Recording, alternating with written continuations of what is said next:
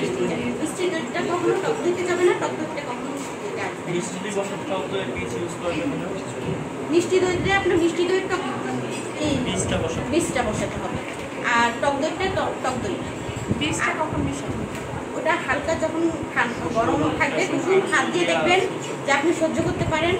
আর ওই দুধটা রেডি করতে করতে আপনি দইটা একটা ছাঁকনিতে দেবেন, যাতে দইয়ের যে ভিতরের একটা পানি থাকে, পানিটা পুরোটাই যেন চলে যায়।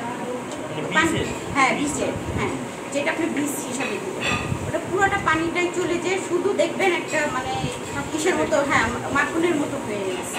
তখন করবেন কি, ওই দুধটার মধ্যে যেটাতে আপনি আঙুল উঁচু করতে পারেন ওটাতে দিয়ে হুইংস দিয়ে বাড়ি দিয়ে ফেনা ফেনা তুলবেন। ওইটাতে দিলেই আপনি যখন বাড়ি দিবেন তখনও ফেটে যাবে। ওটা যখন ই করবেন ওটার সাথে দুধের সাথে মিশে যাবে।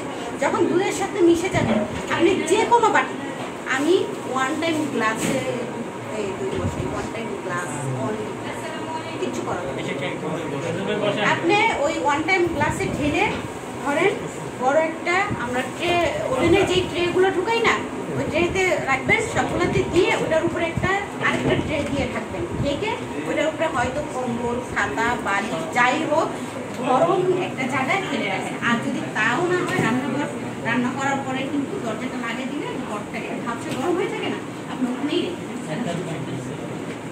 1 রাত 2 ঘন্টায় সেট হয়ে যাবে। আমি কখনো 1 রাত রাখি না। আমার সকালে মেলা,